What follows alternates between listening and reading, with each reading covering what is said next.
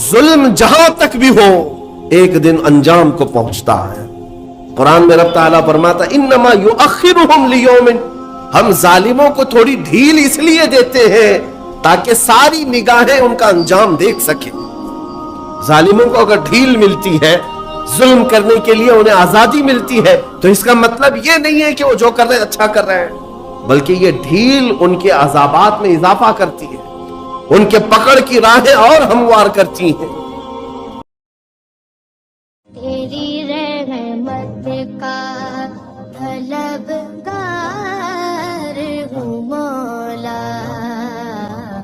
अजीजा ने गिरामी वकार, रब्बे जुल जलाल के फैसले वो कादिर मुतलक महकम फैसले फरमाता है। बाज लोगों को ऐसा लगता है कि सब कुछ उन्हीं का है, अभी दुनिया तो इनके पास है, ताकत उनके पास है, तख्त है, सब कर ले जाएंगे। तुम्हें पता नहीं, कुरान में खुद मौला ने फरमाया इन्न बत्श रब्बिका लशदीद, बेशक तुम्हारे रब की पकड़ बहुत सख्त है। जिस वक्त वो पकड़ करता है तो कोई आसपास छुड़ाने की ताकत भी नहीं रखता। इसी तरह की बात मैं आपके सामने ये भी अर्ज करूं, जुल्म जहां तक भी हो एक दिन अंजाम को पहुंचता है। कुरान में रब ताला फरमाता इन्नमा युअखिरुहुम लियौमिन, हम जालिमों को थोड़ी ढील इसलिए देते हैं ताकि सारी निगाहें उनका अंजाम देख सके। जालिमों को अगर ढील मिलती है, जुल्म करने के लिए उन्हें आजादी मिलती है, तो इसका मतलब ये नहीं है कि वो जो कर रहे हैं अच्छा कर रहे हैं, बल्कि ये ढील उनके अजाबात में इजाफा करती है, उनके पकड़ की राहें और हमवार करती हैं।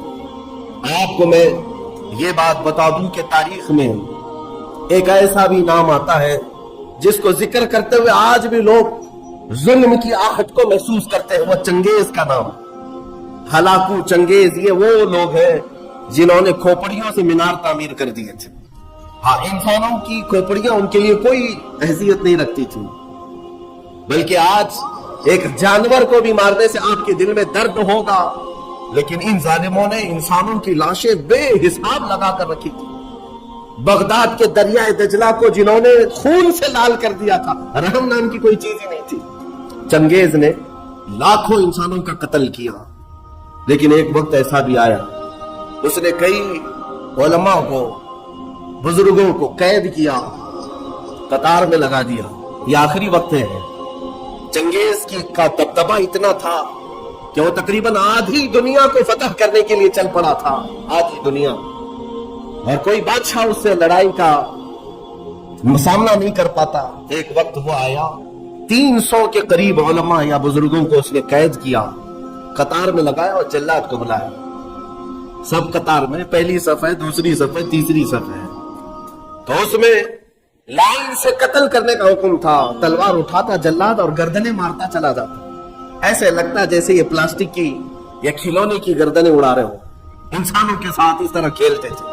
वो घोड़े पर बैठे अपने खिलौने से खेलता रहता और जल्लाद को हुक्म देता इतनी गर्दनें आज उड़ा दो, इतनी गर्दनें उड़ा दो। जल्लाद जब गर्दनें उड़ा रहा था, 3 सफे लगी हुई थी।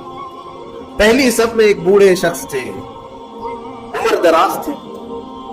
जब वो पहली सफ का कत्ल शुरू हुआ तो जल्दी से दूसरी सफ में आ गए, पीछे हट करके दूसरी सफ में खड़े हो गए। वो जल्लाद भी देख रहा था, चंगेज भी देख रहा था। पहली सफ पूरी कत्ल हो गई, दूसरी सफ का नंबर आया। जब दूसरी सफ कत्ल हो रही थी तो वो बूढ़े मियां तीसरी सफ में चले गए। होता है कि जितना बच सके बच ले, और तदबीर का हुक्म भी है अल्लाह की तरफ से। तीसरी सफ में गए तो 3 ही थी वहां पर। चंगेज जोर से कहा मारा, दूसरी सफ पूरी जब कत्ल हो गई, कहा कि वो बूढ़े बस आखिरी थी, इसके बाद कहां जाएगा, अब कौन बचाएगा। उस बूढ़े मियां ने जोर से कहा अब भी अल्लाह है, इसके बाद भी अल्लाह है, ये नहीं है कि जिंदगी खत्म हो गई। उसने गुस्से के मारे जल्लाद से कहा कि तीसरी सफ को फौरन आन के आन में कत्ल करो। लेकिन तीसरी सफ का कत्ल अभी शुरू ही हुआ था कि चंगेज का घोड़ा अचानक बिदक गया, उसका खिलौना हाथ से गिर गया। जिस चीज से वो खेल रहा था घोड़े पर बैठकर, अचानक वो खिलौना उठाने के लिए झुका तो घोड़ा इतनी तेज दौड़ा, इतनी तेज कि उसे संभलने का मौका न दिया, और घोड़ा ऐसा सरकश हुआ कि चंगेज को सर समेत दौड़ाता हुआ कई पत्थरों से टकराता हुआ दौड़ता दौड़ता रह गया। सारी फौज बेकरार है, کہ بادشاہ کے ساتھ گھوڑا سر پر دوڑ رہا ہے، سب اسے بچانے کے چکر میں دوڑ پڑے، جلاد ہو کہ سپاہی ہو کہ وزیر ہو، گھوڑا کسی کے قابو میں نہیں آتا۔ جب مولا تعالیٰ تدبیر فرماتا ہے تو کس کے قابو میں آیا؟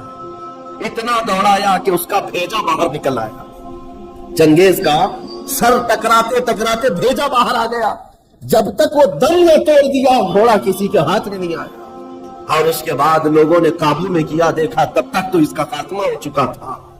اس بوڑھے میاں نے کہا میں نے سچ کہا تھا، اللہ اب بھی ہے۔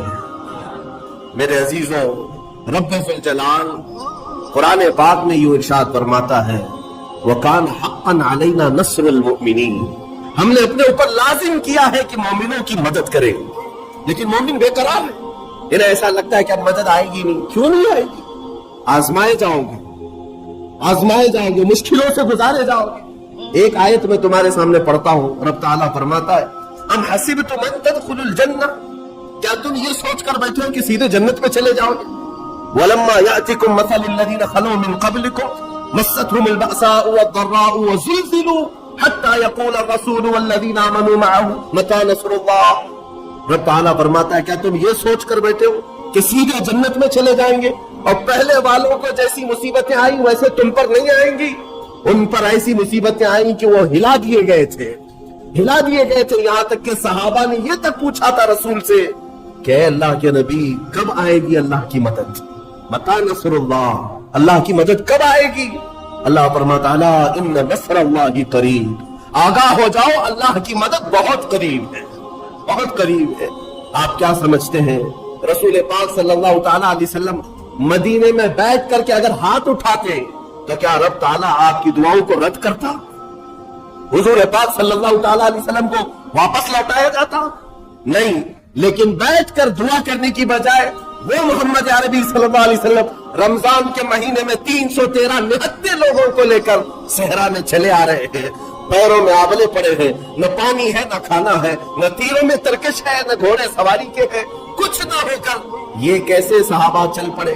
آج بھی میں مدینے جا کر دیکھتا ہوں اے سی بس میں بیٹھ کر کے بدر کے میدان تک جانے میں ہاں ہو کرتے رہتے ہیں لوگ۔ میرے عزیزوں، ان صحابہ کی عظمتوں پر قربان، اس زمانے میں نہ روڈ ہے نہ راستہ ہے نہ چھاؤں لینے کے لیے کوئی مکان ہے، لیکن چلے جا رہے میرے مصطفیٰ کے پیچھے صرف اس لیے اللہ کی رضا حاصل کرنی ہے اور رسول کی حمایت میں لگنا ہے، اور پیروں میں ان کے چپل نہیں ہے۔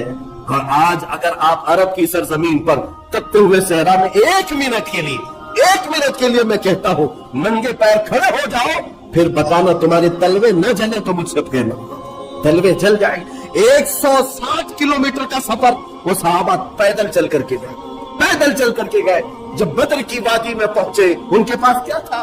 صحابہ کہتے ہیں ہمارے پاس جو تلواریں تھی اس سے سبزی بھی نہیں کٹتی تھی، کند تھی، مڑی ہوئی تھی، زنگ لگا ہوا تھا، لیکن توکل اللہ کی ذات پر تھا۔ صحابہ میں کچھ وہ ہے حضرت عکاشہ، وہ کہتے میرے پاس تو کچھ نہیں تھا، میں تو کھجور کے تنے کی لکڑی لے آیا تھا جنگل میں اترنے کے لیے۔ جہاں تلواریں سنسنا رہی ہوں وہاں ایک صحابی کھجور کا سوکھا ہوا تنا لے کر کے آئے، یہ توکل بتاتا ہے کہ اللہ ہمارے ساتھ۔ عزیزان گرامی وقار، یہ سارے میدان میں اتر جانے کے بعد پھر میرے آقا دعا کرتے ہیں اے مولا ہم نے جو اپنی طاقت میں تھا وہ سب میدان میں اتار دیا، اب اگر تیری مدد نہ آئے گی تو پھر اس زمین پر سجدہ کون کرے گا، اس زمین پر عبادت کون کرے گا؟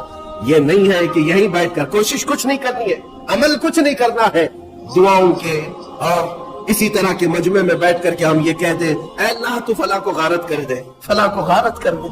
عزیزان گرامی، مومن کے لیے کہا گیا ہے کہ وہ عملی میدان میں اترے، عملی میدان میں اترے۔ صرف اور صرف یہاں بیٹھ کر مشورے کرنے سے نہیں ہوتا، اپنے آپ کو تبدیل کرو، اپنے آپ کو تبدیل کرو۔ قرآن تمہیں بلا رہا ہے، تم پہلے اسلام میں پورے کے پورے داخل ہو جاؤ، تمہارا چہرہ اسلامی لگے، تمہارا رہن سہن اسلامی لگے، ظالموں کو اپنے ظلم کے انجام تک پہنچانا یہ میرے مولا کی شان۔ تم کیا سمجھتے ہو اب اسلام ختم ہو جائے گا؟ جو حالات دکھ رہے اسلام ختم ہو جائے گا، ڈرنے کی کوئی ضرورت نہیں۔ اس سے سخت حالات اس سے قبل بھی آئے، اور ایسے حالات آئے کہ اس وقت کسی کے پاس کوئی اسباب نہیں تھے۔ بغداد کے حالات ہم نے دیکھے، جب ہلاکو وہاں پر پہنچا تھا تو جانتے ہیں آپ اس نے اتنے قتل کیے کہ ایک اذان دینے والا تک نہیں رہ گیا۔ وہ بغداد معلیٰ کو ایسا تباہ و برباد کیا۔ اس زمانے میں کچھ علماء کو قید کر کے لایا، اور جانتے ہیں دربار میں مزہ لینے کے لیے اس تتاری بادشاہ نے ایک عیسائی پادری کو بلایا اور کہا کہ ان کے نبی کی شان میں گالیاں دیں۔